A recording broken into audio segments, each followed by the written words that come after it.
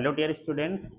आज हम सभी लोग क्लास 10th का एक महत्वपूर्ण टॉपिक लाइफ प्रोसेस का डिस्कस करने जा रहे हैं। जो रिस्पायरेशन है, रिस्पायरेशन से रिलेटेड सारे डाउट्स हम क्लियर करेंगे और जानेंगे कि वास्तव में रिस्पायरेशन क्या है। रिस्पायरेशन के मैकेनिज्म में ह्यूमन रिस्पायरेशन से लेकर एक्सटर्नल रिस्पायरेशन तक हम कंप्लीट डिस्कस करने जा रहे हैं। तो आइए हम शुरू करते हैं और एक कंप्लीट लेक्चर में मैक्सिमम 10 to 15 मिनट्स या 20 मिनट के लेक्चर में ये डाउट्स क्लियर करते हैं कि श्वसन किसे कहते हैं, रिस्पायरेशन क्या है, या रिस्पायरेशन से रिलेटेड सारी टॉपिक को अच्छे से समझ लेते हैं। आइए स्टार्ट करते हैं। सबसे पहले हम बात करते हैं रिस्पायरेशन है क्या, श्वसन किसे कहते हैं। मैक्सिमम स्टूडेंट्स हमें अभी ऐसे मिले हुए हैं जो रिस्पायरेशन और ब्रीदिंग में डिफरेंसेस नहीं जानते हैं। जब उनसे रिस्पायरेशन के बारे में डिस्कस किया जाता है तो वो ब्रीदिंग का मैकेनिज्म बताते हैं, मीन्स इनटेक ऑफ एयर्स या intake of oxygen and exhaled of CO2 is known as the respiration. But respiration है क्या? रिस्पायरेशन इज अ ठीक है केमिकल मैकेनिज्म, एक केमिकल प्रोसेस है, यानी it is a chemical mechanism या एक केमिकल प्रोसेस है। और इस केमिकल प्रोसेस में होता क्या है, it is a chemical mechanism जिसके द्वारा क्या होगा, इस केमिकल मैकेनिज्म के अनुसार होता क्या है, किसी भी फूड मटेरियल्स को ब्रेक डाउन किया जाता, या फिर आप ऐसा कह सकते हैं कि किसी सब्सटेंस को ब्रेक डाउन किया जाता, और वो सब्सटेंस ब्रेक डाउन जब होता है तो क्या करता है सर, एनर्जी प्रोड्यूस करता है, एनर्जी बनाने का काम करता है। नॉर्मली केमिस्ट्री ये कहती है कि एनर्जी फॉर्मेशन की जो प्रोसेस होती है ये ऑक्सीडेशन के कारण होती है। ऑक्सीडेशन क्या होता है? ऑक्सीडेशन मतलब होता है अगर ऑर्गेनिक सब्सटेंस को इनऑर्गेनिक सब्सटेंस में तोड़ा जाता है, ब्रेक डाउन किया जाता है, तो this process is known as oxidation. और ऑक्सीडेशन के कारण ही एनर्जी प्रोड्यूस होती है। तो आप अगर श्वसन की बात करते हो, श्वसन है क्या सर? श्वसन एक रासायनिक प्रक्रिया है जो कोशिका के अंदर या कोशिका के साइटोप्लाज्मिक मटेरियल के अंदर, और उस साइटोप्लाज्मिक मटेरियल के अंदर ब्रेक डाउन होता है किसका, आप कहेंगे ऑर्गेनिक सब्सटेंस का, और उस ऑर्गेनिक सब्सटेंस को ब्रेक डाउन करके एनर्जी फॉर्मेशन का कार्य किया जाता है, जिसको हम श्वसन कहते हैं। हिंदी में बोल रहा हूँ, श्वसन वह एक रासायनिक प्रक्रिया है जिसमें कोशिका के अंदर एक ऑर्गेनिक सब्सटेंस यानी कार्बनिक पदार्थ को तोड़ा जाता है इन प्रेजेंस ऑफ डिफरेंट एंजाइम, एंजाइमों की उपस्थिति में, और फिर उसे तोड़कर क्या किया जाता, एटीपी का फॉर्मेशन या एनर्जी का फॉर्मेशन होता है। तो सांस लेना या सांस छोड़ना ये श्वसन नहीं है, जबकि ये ब्रीदिंग का मैकेनिज्म कहलाता है। जबकि किसी भी ऑक्सीडेशन से बनी हुई एनर्जी का उपयोग करना जो केमिकली एंजाइम के प्रेजेंस में होता है और इनसाइड सेल होता है, this process is known as the respiration.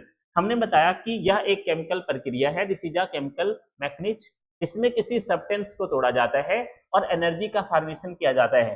अब बात करते हैं वो सब्सटेंस है क्या। तो वो सब्सटेंस हमारी बॉडी में या किसी भी ऑर्गेनिज्म की बॉडी में पाया जाने वाला एक ऑर्गेनिक सब्सटेंस है जिसको हम ग्लूकोज कहते हैं। अब ग्लूकोज क्या है? देखिए, ग्लूकोज एक टाइप का कार्बोहाइड्रेट है। कार्बोहाइड्रेट के भी डिफरेंट टाइप्स होते हैं। इसमें से हम अगर बात करेंगे एक सिंपल टाइप्स ऑफ कार्बोहाइड्रेट की, जिसको हम बोलते हैं मोनोसैकेराइड्स। क्या बोलेंगे? मोनोसैकेराइड्स जो ग्लूकोज है। इसके अलावा कार्बोहाइड्रेट पॉलीसैकेराइड्स के टाइप में भी होता है और कार्बोहाइड्रेट डाइसैकेराइड्स के टाइप में भी होता है। यानी डाइसैकेराइड्स, पॉलीसैकेराइड्स ये कार्बोहाइड्रेट्स होते हैं जिनका सिंपल फॉर्म, यानी पॉली को डाई में और डाई को मोनो में तोड़ा जाता है। ये simple form of carbohydrate glucose है। इसी सब्सटेंस का ऑक्सीडेशन होता है और ऑक्सीडेशन के कारण सेल के अंदर एनर्जी प्रोड्यूस होती है, जो एक प्रकार का रिस्पायरेशन है। अब हम बात करते हैं एनर्जी किस फॉर्म में बनती है। तो अकॉर्डिंग टू डिफरेंट बुक्स या अकॉर्डिंग टू एवरी बुक्स अगर हम जाते हैं तो सेल के अंदर जो मेन एनर्जी है, अगर मैं एनिमल सेल की बात करता हूं तो this is adenosine triphosphate, ATP होता है। और अगर हम प्लांट सेल की बात करते हैं तो NADP हो सकता या ADP हो सकता है, एडेनोसिन डाइफॉस्फेट भी हो सकता है। लेकिन हम अगर ह्यूमन या मनुष्य की बात करते हैं तो मनुष्य के अंदर ये एनर्जी ATP के फॉर्म में बनती है, यानी जो मेन एनर्जी फॉर्मेशन होगी वो ATP होगी। मेरी बात को दोबारा ध्यान से सुनेंगे। सांस लेना और सांस छोड़ना एक ब्रीदिंग का मैकेनिज्म है, श्वासोच्छ्वास की प्रक्रिया है। जबकि सेल के अंदर ऑक्सीडेशन होना, किसका ऑक्सीडेशन होना? कार्बोहाइड्रेट का, कौन से कार्बोहाइड्रेट का? मोनोसैकेराइड का। मोनोसैकेराइड में किसका? सर ग्लूकोज का, जिसके ब्रेक डाउन होने पर, ऑक्सीडेशन होने पर सेल के अंदर एनर्जी बने एटीपी के फॉर्म में। This process is known as the respiration. उम्मीद कर रहा हूं श्वसन क्या है ये प्रक्रिया, ये डिफिनीशन आपको 100% क्लियर हो रही होगी और आप अब कभी ये डाउट में नहीं रहेंगे कि सांस लेना या सांस छोड़ना ये श्वासोच्छ्वास है, ना कि ये ब्रीदिंग, ना कि ये रिस्पायरेशन है और सेलुलर रिस्पायरेशन कहलाता है। एक बात आती है कि इस कार्बोहाइड्रेट को, जिसको हमने ग्लूकोज बताया है, इस ग्लूकोज को कौन सा केमिकल ब्रेक डाउन करता है? तो आप याद रखेंगे इस केमिकल को ब्रेक डाउन करने का काम एक विशेष प्रकार का केमिकल करता है जो नॉर्मली एंजाइम होता है। एंजाइम कैटलिस्ट की तरह कार्य करते हैं और फिर वो क्या करते हैं, मेन ऑर्गेनिक सब्सटेंसेस को ब्रेक डाउन करते हैं, जिससे एनर्जी बनती है। और सेल में एंजाइम रिलीज करने का काम माइटोकॉन्ड्रिया करता है, जिसके अंदर 50 एंजाइम और 12 को एंजाइम रिलीज करने की क्षमता होती है, जो सेल के अंदर सबसे ज्यादा उपापचय वाला यानी मेटाबॉलिज्म वाला एंजाइम रिलीज कर सकता है। आगे बढ़ते हैं और हम बात करते हैं रिस्पायरेशन के वास्तविक मैकेनिज्म की। हम आते हैं और पूरा मैकेनिज्म अपने माइंड में सेट करते हैं। आप इमेजिन करेंगे कि मान लेता हूं कि हमने क्या किया, ब्रीदिंग किया है। ब्रीदिंग में हम क्या करते हैं सर, इनहेल करेंगे। क्या ही इनहेल करेंगे? ऑक्सीजन। या मैं ऐसा भी कह सकता हूं कि हम ब्रीदिंग प्रोसेस एक फिजिकल प्रोसेस है। आगे बताऊंगा कैसे प्रोसेस ये कंप्लीट होता है, जिसमें हम सांस लेते हैं। सांस लेने के दौरान हमारे लंग्स के अंदर एयर इनटेक कर जाती है। ये एक ऐसा मैकेनिज्म है जहां केमिकली कोई प्रोसेस नहीं होती। ये सारा प्रोसेस फिजिकल बेस से भौतिक परिवर्तन के कारण होता है। और जहां पर लंग्स की कैपेसिटी में ऑक्सीजन या एयर क्यों इनटेक कर जाती है, ये हम आगे 11th चैप्टर में या क्लास 11 के चैप्टर 5 में हम डिस्कस करेंगे। क्लास 10 के लेवल में हम बस बेसिक जानेंगे मैकेनिज्म ऑफ ब्रीदिंग क्या होता है, इनहेलेशन और एक्सहेलेशन किसे कहते हैं। तो आप इतना माइंड में सेट करेंगे कि भौतिक प्रक्रिया के कारण जब हम सांस लेते हैं तो बाहर से एयर हमारे लंग्स के अंदर इनटेक कर जाती है और उस एयर के अंदर ऑक्सीजन प्रेजेंट होता है।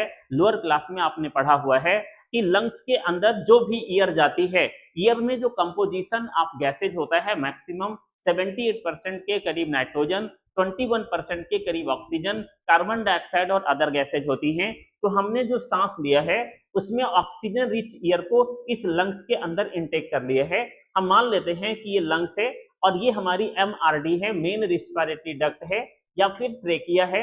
इसके अंदर क्या आ चुका है, आप कहेंगे ये लंग्स के अंदर, एमआरडी के अंदर और ट्रेकिया के थ्रू लंग्स के अंदर एयर आ चुके हैं। अब क्या होगा सर, इस एयर में बहुत सारे कंपोजिशंस ऑफ गैसेज हैं, जिनमें से हीमोग्लोबिन। आपको याद रखना है कि हमारे लंग्स के दोनों लंग्स की तरफ देखिए, लंग्स के अंदर एक नेटवर्क है जिसको ब्रोंकाई और एल्वेओलाई बोलते हैं। अब क्या होगा, इस लंग्स के चारों तरफ ब्लड वेसल्स का एक नेटवर्क फैला हुआ है जहां ब्लड सर्कुलेट होता रहता है।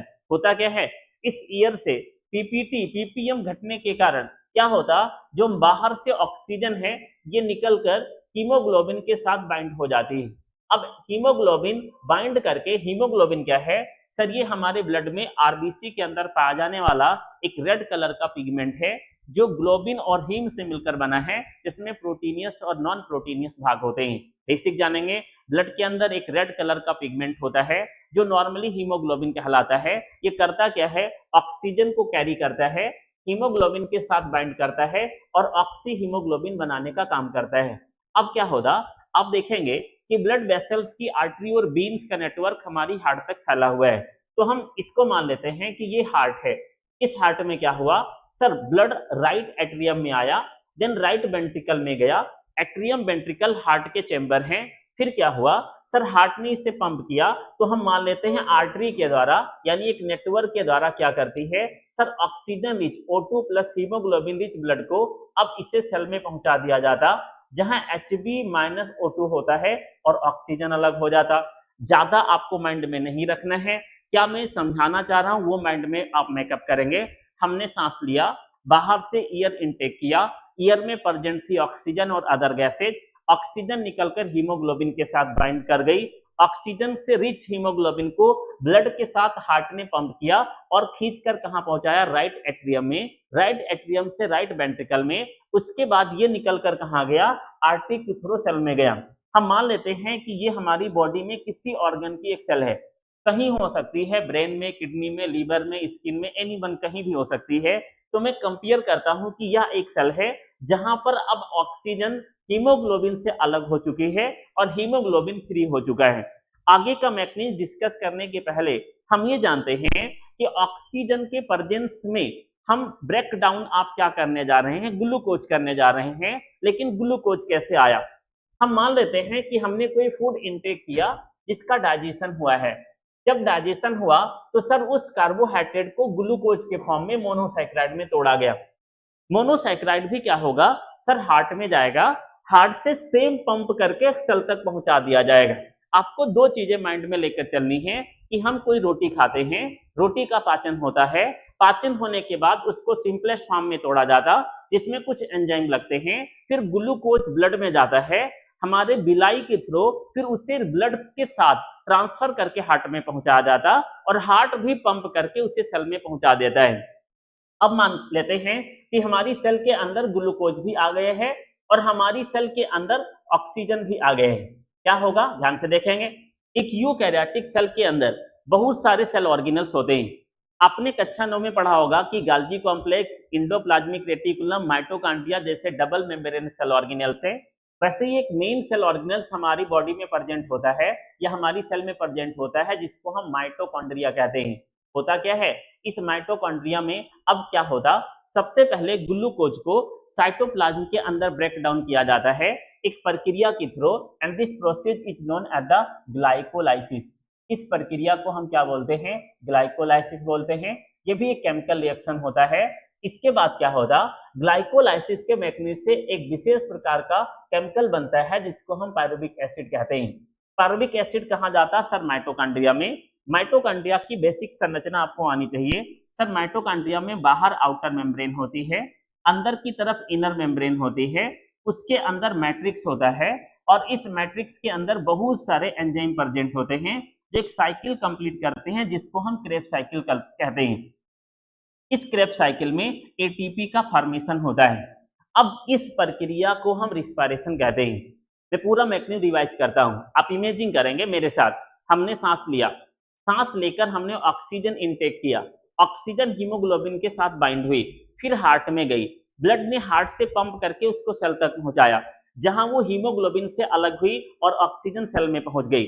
ऐसे हमने भोजन किया, भोजन का पाचन हुआ, पाचन से क्या बना? Simplest form of carbohydrate glucose बना, वो भी हार्ट में गया, हार्ट से पंप करके कहां पहुंचाया गया? सेल में पहुंचाया गया। अब दोनों सेल के अंदर पहुंचने के बाद क्या हुआ सर? ग्लूकोज को पहले साइटोप्लाज्म में तोड़ा गया एक केमिकल प्रक्रिया द्वारा जिसको हम ग्लाइकोलाइसिस कहते हैं और उससे बना एक विशेष प्रकार का एसिड जिसको पायरुविक एसिड कहते हैं। अब होने जा रहा है रिस्पायरेशन। वैसे रिस्पायरेशन ग्लाइकोलाइसिस से स्टार्ट हो गए हैं, लेकिन मेन रिस्पायरेशन माइटोकॉन्ड्रिया के अंदर होता है। ये पायरुविक एसिड इंटर करेगा माइटोकॉन्ड्रिया के मैट्रिक्स में जहां पर कुछ एंजाइम उपस्थित होंगे, सम एंजाइम्स आर फाउंड, और वो ब्रेक डाउन करेंगे। द टोटल 12 स्टेप में क्रेब साइकिल चलेगी। क्रेब साइकिल का मतलब है एक साइंटिस्ट जिनका नाम AR क्रेब था, इन्होंने क्रेब साइकिल की खोज की है जिसको हम क्रेब साइकिल कहते हैं। एक साइक्लिक इवेंट होता है जहां पर हर स्टेप में एटीपी का फॉर्मेशन होता है और फाइनल एक ग्लूकोज के ब्रेक डाउन होने पर लगभग 38 एटीपी का फॉर्मेशन होता है जो क्रेब साइकिल में कंप्लीट होता है। This process is known as the respiration. What is respiration?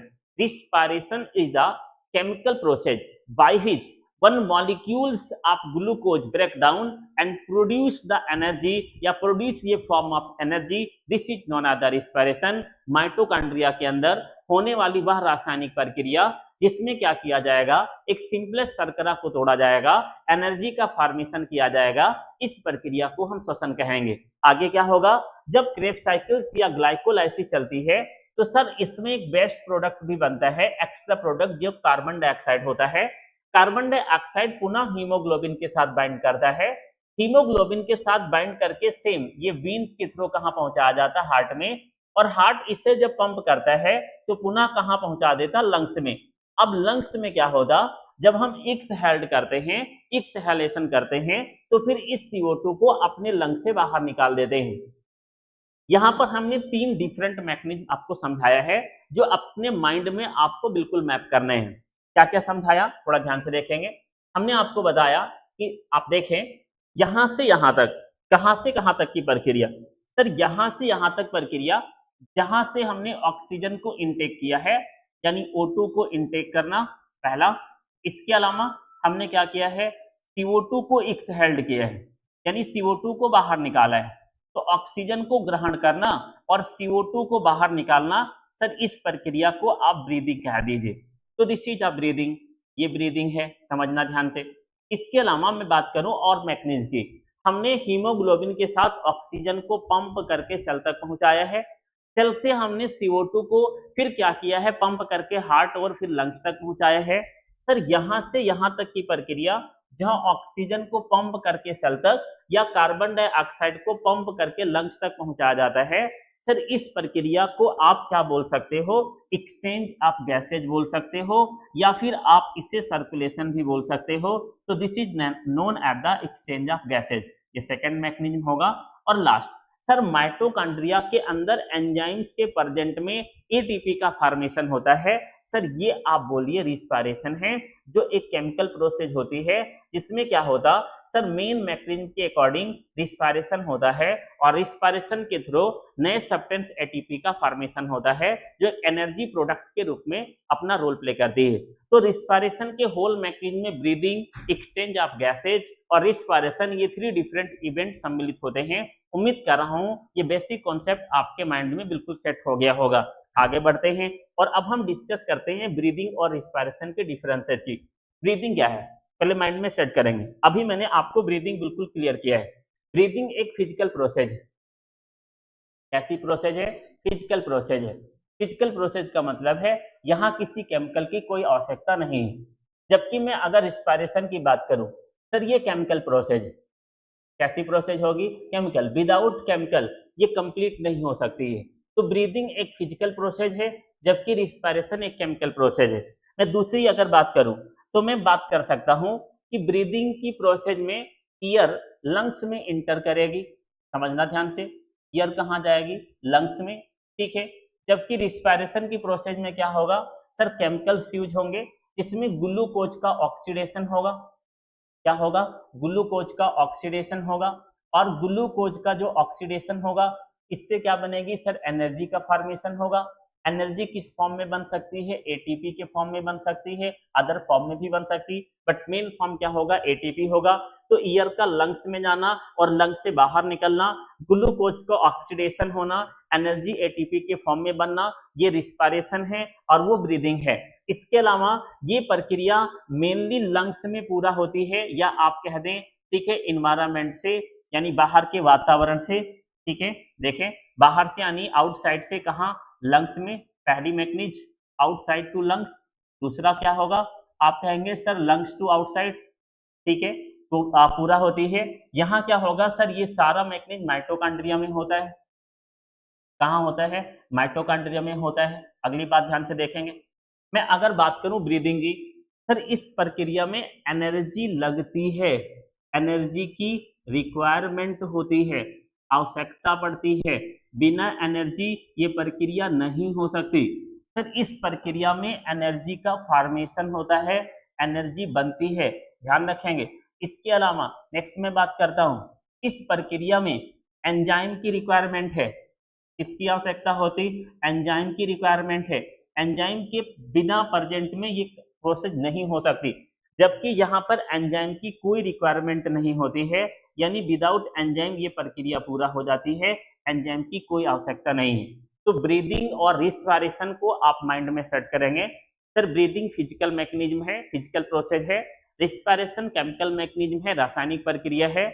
इसमें ईयर लंग्स के अंदर इनटेक करती है या लंग्स से ईयर एक्सहेल्ड करती है।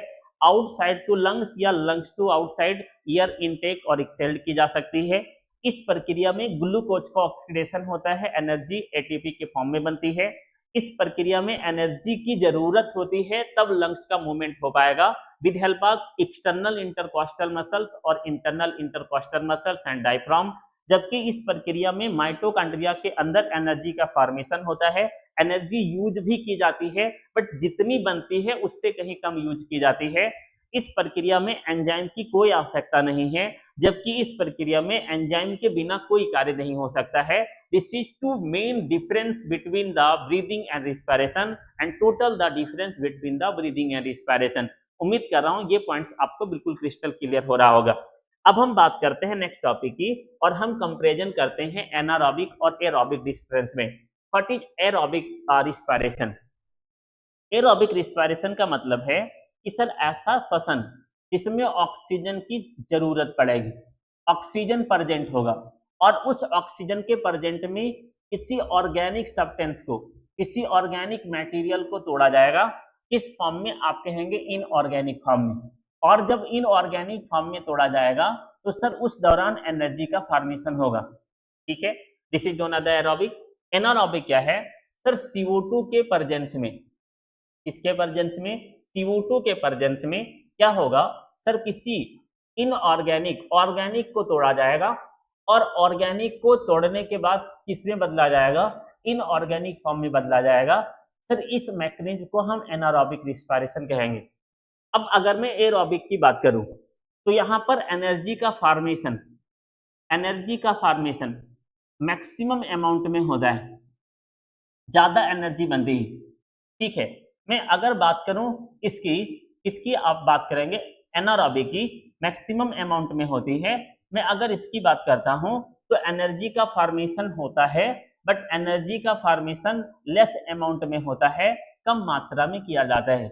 यानी एनर्जी बनती तो है बट कम बनती है in comparison to other, less amount में एनर्जी का फॉर्मेशन होता है। आगे देखेंगे हम। अगर एरोबिक रिस्पायरेशन की बात करें तो ये मेनली कहाँ होती है? माइटोकॉन्ड्रिया के अंदर होती है। कहाँ होती? माइटोकॉन्ड्रिया के अंदर। और माइटोकॉन्ड्रिया में भी कहाँ होती है?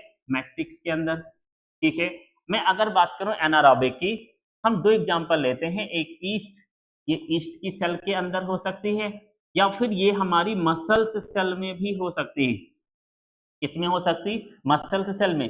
इन दोनों सेलों में कहाँ हो सकती है? तो ये प्रोसेस साइटोप्लाज्म के अंदर होती है। रिपीट करता हूं, एरोबिक रिस्पायरेशन का होल मैकेनिज्म माइटोकॉन्ड्रिया के मैट्रिक्स में कंप्लीट होता है।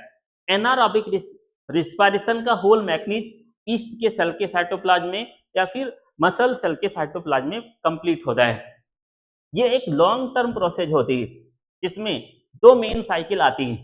एक तो ग्लाइकोलाइसिस पहला, दूसरा इसमें क्रेब्स साइकिल होती है। अगर मैं कुछ और एग्जांपल ले लूं तो इसमें एक साइकिल और जुड़ जाती है जिसको इलेक्ट्रॉन ट्रांसपोर्ट सिस्टम ETS भी कहते हैं। मैं अगर यहाँ बात करूं तो सर यहाँ ग्लाइकोलाइसिस तो होती है, ग्लाइकोलाइसिस तो होती है। इसके अलावा क्रेब्स साइकिल और ETS साइकिल जैसे साइकिल की कोई आवश्यकता नहीं होती। रिपीट करता हूं, एरोबिक रिस्पायरेशन से नाम से ही क्लियर है कि this respiration complete in presence of oxygen and this respiration complete in presence of carbon dioxide. Anaerobic मतलब in absence of oxygen and in presence of carbon dioxide. इस mechanism में energy formation ज्यादा होता है, इस mechanism में energy का formation less होता है। ये मैकेनिज्म माइटोकॉन्ड्रिया में होता है, ये मैकेनिज्म ईस्ट सेल में या मसल सेल्स में होता है। इस मैकेनिज्म में ग्लाइकोलाइसिस, क्रेब्स साइकिल और ETS की भी रिक्वायरमेंट होती है, जबकि इस मैकेनिज्म में ग्लाइकोलाइसिस होता है, अदर साइकिल की कोई रिक्वायरमेंट नहीं होती है। तो उम्मीद कर रहा हूं एरोबिक और एनारोबिक से रिलेटेड सारे डिफरेंस आपके क्लियर हो गए होंगे। आगे बढ़ते हैं और अब हम डिस्कस करते हैं ह्यूमन रिस्पायरेशन के बारे में। मनुष्य का श्वसन तंत्र है क्या? आइए देखते हैं मनुष्य के श्वसन तंत्र में क्या क्या चीजें पाई जाती है। मनुष्य के श्वसन तंत्र में ध्यान रखना, बोर्ड एग्जाम से रिलेटेड ये मोस्ट इंपोर्टेंट टॉपिक है और मनुष्य के श्वसन तंत्र का सचित्र वर्णन यानी विद डायग्राम या विद लेबल डायग्राम क्वेश्चन आते हैं, तो हमें श्वसन तंत्र को बनाना भी आना चाहिए। सबसे पहले इस श्वसन तंत्र की शुरुआत करते हैं। हमारे माउथ में कैविटी है जिसको हम डाइजेस्टिव सिस्टम में पढ़ेंगे, this is known as the buccal cavity. ऐसे ही अपर मोस्ट पोर्शन में बोथ नोस्ट्रिल एक छोटी सी कैविटी में ओपन होते हैं जिसको हम नेसल पासेज या नेसल कैविटी कहते हैं। तो हमारे माउथ की बक्कल कैविटी या ओरल कैविटी, नेसल पासेज या नेसल कैविटी टुगेदर एक डक्ट में खुलती है। This is the nasal cavity, ये एक नेसल कैविटी है और ये एक कौन सी कैविटी है? आप कहेंगे बक्कल कैविटी है, जो एक फ्लैट से डिवाइडेड होती है। अब ये दोनों कैविटियां कलेक्टिवली एक स्ट्रक्चर में खुलती हैं जिनको हम फैरिंक्स बोलते हैं। तो ऊपर की तरफ जो नॉस्ट्रिल था, this is the nostril and this is the mouth, ये माउथ है। अब मैं बात करूंगा नॉस्ट्रिल और माउथ। देखिए नॉस्ट्रिल नेसल पैसेज में खुलेगा, जबकि नॉस्ट्रिल किस में खुलेगा, माउथ, नॉस्ट्रिल किस में खुलेगा, नेसल पैसेज में, और माउथ किस में खुलेगा, this is the buccal cavity, buccal cavity में। फिर बोथ कैविटी एक साथ एक डक्ट में खुलेगी and this duct and this part is known as the pharynx. Pharynx क्या होगा सर, एक मोटी सी थिक डक्ट में ओपन होगा जो हमारे चेस्ट या नेक रीजन में उपस्थित है and this duct is known as the, क्या बोलेंगे इसको, ट्रेकिया कह सकते हैं या मेन रेस्पिरेटरी डक्ट कह सकते हैं। दोनों में डिफरेंसेस ये है कि ट्रेकिया कार्टिलेजिनस स्ट्रक्चर्स होते हैं जो सी शेप स्ट्रक्चर का फॉर्मेशन करते हैं, जबकि मेन रेस्पिरेटरी डक्ट उस डक्ट का नाम है जिसकी सहायता से हम ऑक्सीजन को अपने लंग्स तक इनटेक करते हैं। फर्दर मेन रेस्पिरेटरी डक्ट आगे चलकर हमारे चेस्ट कैविटी में लेफ्ट और राइट साइड पे ओपन हो जाती है। लेफ्ट और राइट साइड में ओपन होकर ये स्ट्रक्चर बनाती है जिनको ब्रोंकाई बोलते हैं। उसमें से एक सूक्ष्म संरचना, मान लो ये मेन रेस्पिरेटरी डक्ट है जो आगे चलकर लेफ्ट साइड में ओपन हो रही है और राइट साइड में, इस संरचना को ब्रांचियोलीज कहते हैं। ब्रांचियोलीज और ब्रांचियोलाइटिस को कलेक्टिवली हम ब्रोंकाई बोलते हैं, जो हमारे लंग्स के अंदर उपस्थित होती हैं और बहुत सारे डिवीजन में बंट जाती हैं, कन्वर्ट हो जाती हैं। प्रत्येक ब्रोंकियोलाइज के इंड पर एक लीफ लाइक स्ट्रक्चर्स होते हैं जिनको हम एल्वेओलाई या एल्वेओलस बोलते हैं।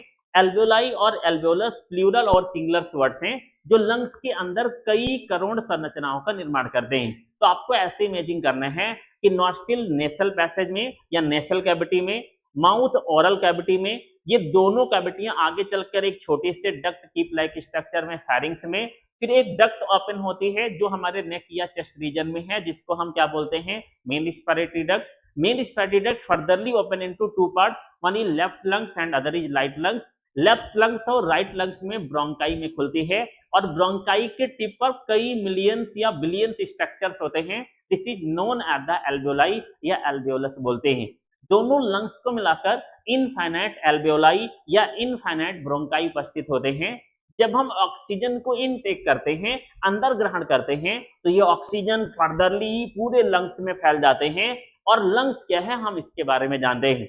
हम अगर अपनी थोरैसिक कैविटी के अंदर, चेस्ट के अंदर या रिब्स के अंदर देखें तो दो कॉन्ट्रैक्टाइल ऑर्गन उपस्थित होते हैं जिनको हम लंग्स कहते हैं।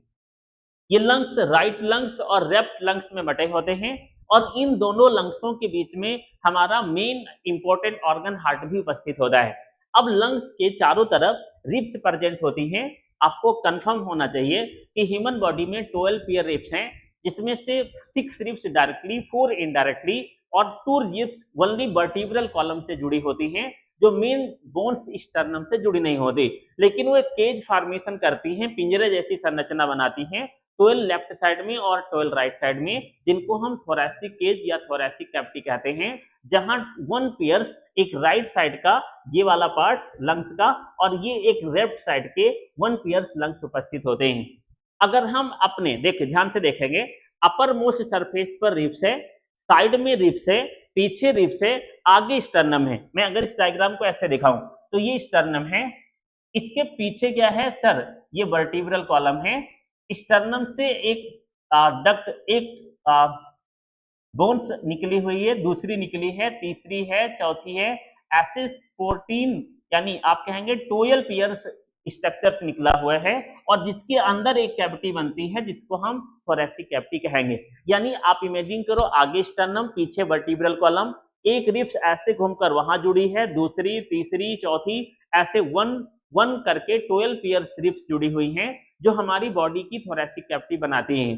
नीचे क्या है सर, एक मस्कुलर ऑर्गन है जिसको हम डायफ्राम बोलते हैं। एक मस्कुलर सीट है जो हमारी बॉडी को 2 पार्टों में बांटती है। एक पार्ट क्या है सर, थोरैसिक कैविटी, और दूसरा पार्ट क्या है, एब्डोमिनल कैविटी, जहां हमारा मैक्सिमम डाइजेस्टिव सिस्टम या डाइजेस्टिव ऑर्गन उपस्थित होता है, जो हम आगे डिस्कस करेंगे। डायफ्राम एक इंपॉर्टेंट रोल भी प्ले करता है जो हमारी बॉडी के ब्रीदिंग मैकेनिज्म को कंप्लीट करता है। तो ये आपका ह्यूमन रिस्पिरेटरी सिस्टम है। उम्मीद कर रहा हूं ये सारी चीजें आपको क्रिस्टल क्लियर हो रही होंगी। अब हम आगे बात करते हैं और नेक्स्ट लास्ट पॉइंट पर आते हैं। हम अगर देखेंगे ग्लूकोज का क्या होता है, इसके बारे में, टाइप्स ऑफ रिस्पिरेशन कैसे बढ़ता है। हम मान लेते हैं कि किसी सेल में 6 कार्बन का मॉलिक्यूल ग्लूकोज है अब ये अगर साइटोप्लाज्म में जाने से पहले या साइटोप्लाज्म में जाने के बाद में भी ब्रेक डाउन किया जाता है, तो चांसेस क्या हैं, इसे 3 डिफरेंट पार्ट में ब्रेक डाउन किया जा सकता। फर्स्ट ऑफ ऑल, अगर ये in absence of oxygen break down किया जाए, और कहां पर, ईस्ट के अंदर। ईस्ट क्या है सर? ईस्ट एक यूनिसेलुलर फंजाई का नाम है जो मेनली एक कोशिका का होता है और एक विशेष प्रकार का रिस्पायरेशन कंप्लीट करता है जिसको फ्रेगमेंटेशन कहते हैं। फ्रेगमेंटेशन की सहायता से करता क्या है सर? फ्रेगमेंटेशन की सहायता से इथेनॉल, कार्बन डाइऑक्साइड और एनर्जी फॉर्मेशन करता है। यानी हम अगर ग्लूकोज 6 कार्बन को ईस्ट सेल के साइटोप्लाज्म में देखें तो फ्रेगमेंटेशन से इथेनॉल या अल्कोहल बनेगा। इसके साथ में क्या बनेगा सर? कार्बन डाइऑक्साइड बनेगा और इसमें सूक्ष्म अमाउंट में एनर्जी का भी फॉर्मेशन होगा। सर इस प्रक्रिया को फ्रेगमेंटेशन कहा जाता है। इस प्रक्रिया को किण्वन कहते हैं जो ईस्ट सेल के अंदर होता है और इसी मैकेनिज्म का यूज करके सैक्रोमाइसिस सेरेब्रेसी या ईस्ट का उपयोग अल्कोहल फॉर्मेशन में या बेकरी प्रोडक्ट के फॉर्मेशन में भी किया जाता है। फाइनल आते हैं सेकंड, हम बात करते हैं किसकी? 6 कार्बन मॉलिक्यूल ग्लूकोज की। अगर ये ग्लाइकोलाइसिस के बाद में मसल सेल्स में जाता है जहां ऑक्सीजन की थोड़ी सी डिफिशियंसी है या मसल सेल्स में ऑक्सीजन नहीं है। आप एक कॉन्सेप्ट माइंड में रखेंगे कि जब हम कोई फास्ट रनिंग या हैवी एक्सरसाइज करते हैं तो हमारी मसल्स में क्रैम्प आ जाते हैं जो लैक्टिक एसिड के फॉर्मेशन के कारण होते हैं।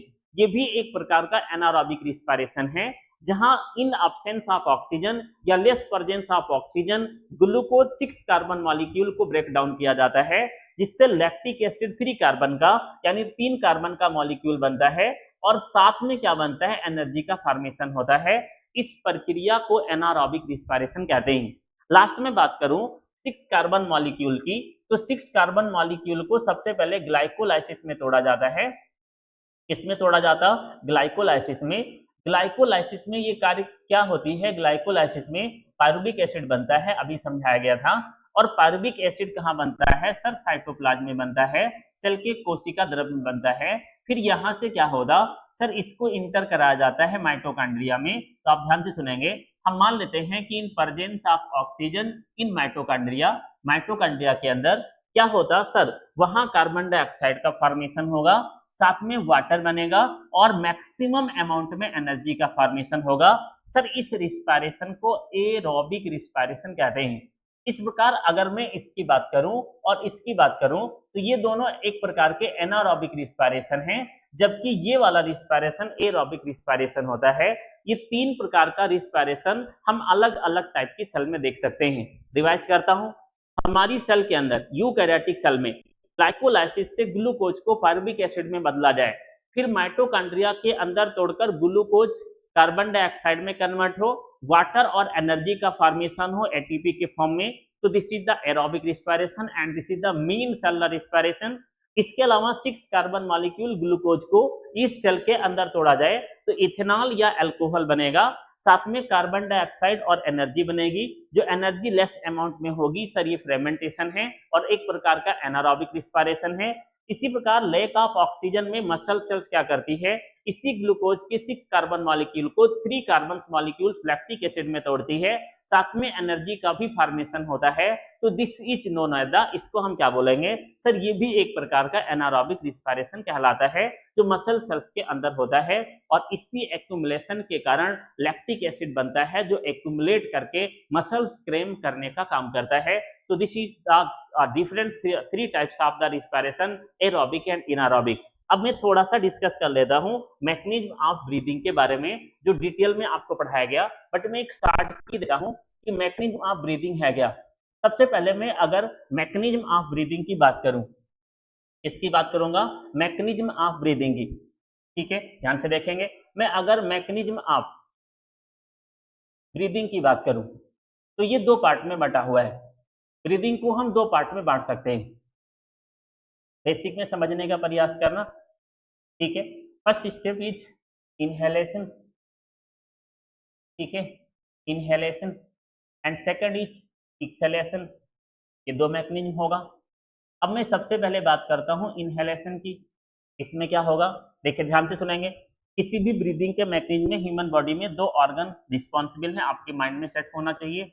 एक तो रिब्स, ठीक है, और रिब्स में 2 टाइप की मसल्स होगी, एक होगी EICM एक्सटर्नल इंटरकोस्टल मसल्स और दूसरी होगी IICM जिसको हम इंटरनल इंटरकोस्टल मसल्स कहते हैं। इसके अलावा हमारा इंटर आर्गन जिसको हम बोलते हैं डायफ्राम, ये भी रिस्पॉन्सिबल होता है और डायफ्राम क्या करता है, मैकेनिज्म ऑफ ब्रीदिंग में रोल प्ले करता है। अब इनहेलेशन पर आ गए हैं। होता क्या है कि मान लो मेरे पास ये रिप्स है, क्या है, रिप्स है सर। इस रिप्स में मान लो एक कोई रिप्स है ये और ये दूसरी रिप्स है सर। इस रिप्स में इनके बीच में कुछ मसल्स हैं जो बाहर की तरफ उपस्थित होती हैं, बाहर की तरफ, ध्यान रखेंगे 3 डायमेंशनल नहीं बन सकता बट उम्मीद है कि समझा पाऊंगा। इसको हम एक्सटर्नल इंटरकोस्टल मसल्स कहेंगे सर। ऐसे ही मान लो ये स्टर्नम है और इस स्टर्नम से रिप्स निकली हुई है। इमेजिन करेंगे कि अंदर की तरफ एक मसल्स है जो क्या है सर, एक मसल्स इसको जोड़ रही है जिसको हम इंटरनल इंटरकोस्टल मसल्स कहेंगे। अब आपको ये चीज आनी चाहिए कि मसल्स केवल कॉन्ट्रिक्शन कर सकती है, रिलैक्सेशन से किसी चीज को खींच नहीं सकती, यानी कॉन्ट्रिक्शन में ही खींच। जैसे मैं इस हाथ को, ध्यान से देखना, इस हाथ को मैं मोड़ रहा हूं तो ये मैं बाइसेप मसल्स के यूज कर रहा हूं, इस दौरान ये वाली बाइसेप मसल्स कॉन्ट्रिक्ट हो चुकी है, ये वाली रिलैक्स है। अब ऐसा नहीं हो सकता कि ये मसल्स इस हाथ को आगे ढकेल देगी, तो होगा क्या, ये वाली इस समय कॉन्ट्रिक्ट है, ये रिलैक्स है। अब ये कॉन्ट्रिक्ट कर जाएगी और ये रिलैक्स कर जाएगी। मसल्स का मैकेनिज्म ये है कि EICM IICM में एक कॉन्ट्रिक्ट करेगी तो दूसरी रिलैक्स करेगी, जब दूसरी कॉन्ट्रिक्ट करेगी तो पहली रिलैक्स करेगी। उम्मीद कर रहा हूं कि ये मैकेनिज्म आपके माइंड में आ रहा होगा। This is 2 pairs muscles, one is the first biceps and second biceps, one contract then second relax and second contract then first relax। क्या होगा कि सबसे पहले मान लो कि हम एक्सटर्नल इंटरकोस्टल मसल्स की बात करते हैं जो रिब्स को बाहर खींचती है, आउटसाइड और ऊपर की तरफ खींचती है। जब ये आउटसाइड या ऊपर खींचेगी तो क्या होगा, उस दौरान हमारे बॉडी का जो थोरैसिक कैविटी है वो इंक्रीज कर जाएगा। क्या इंक्रीज करेगा सर, थोरैसिक कैविटी अपना, ठीक है, स्पेस इंक्रीज करेगा या उसका आकार बढ़ेगा। इस प्रक्रिया को इनहेलेशन कहेंगे। यहां में एक बात और याद रखनी है कि नॉर्मल जो हमारा डायफ्राम है, ये डायफ्राम डोम शेप में होता है।